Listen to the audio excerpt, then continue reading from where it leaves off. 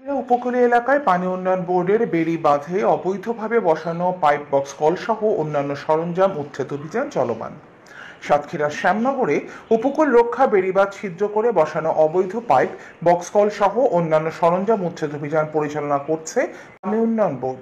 দীর্ঘদিন ধরে বাঁধের ভেতর দিয়ে এই পাইপগুলো ব্যবহার করে চিংড়ি ঘের মালিকেরা ঘেরে পানি তুলে আসছিলেন, যা বাঁধের স্থায়িত্বের জন্য হুমকি স্বরূপ। সোমবার 15 সেপ্টেম্বর সকাল থেকে শ্যামনগরের 5 নম্বর পোল্ডারের অন্তর্গত 9 নম্বর বুড়িগোয়ালিনী ইউনিয়নের পানখালী চুনা এলাকায় এসব অবৈধ পাইপ বক্স কল সহ অন্যান্য সরঞ্জাম উচ্ছেদ অভিযান করছে শ্যামনগর উপজেলা প্রশাসন ও পানি উন্নয়ন বোর্ড।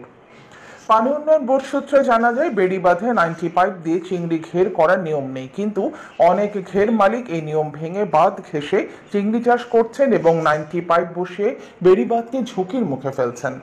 উচ্ছেদ অভিযানে নেতৃত্ব দেন সাতক্ষীরা পানি উন্নয়ন বোর্ড 1 উপবিভাগীয় প্রকৌশলী মোহাম্মদ ইমরান সর্দার।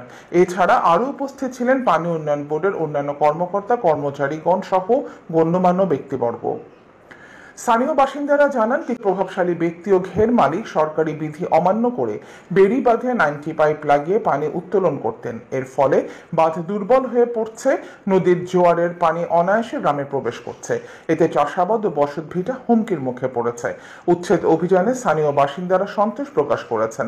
তারা প্রশাসনের কাছে আবেদন জানিয়েছেন, যাতে ভবিষ্যতে আর কেউ বেড়ি বাঁধে এই ধরনের অবৈধ স্থাপনা করতে না পারে।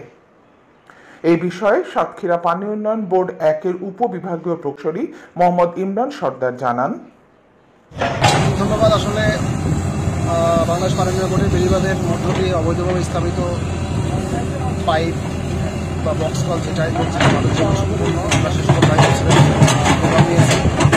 এটা সরাসরি আমাদের মন্ত্রণালয়ের উপদেষ্টা মহোদয়ের নির্দেশনা। এই সমস্ত পাইপগুলো আমাদের বাঁধ ভেঙে লোকালয়ে পানি প্রবেশের জন্য দায়ী হয়ে থাকে। নর্মালি আমরা দেখেছি বিগত সময়গুলোতে।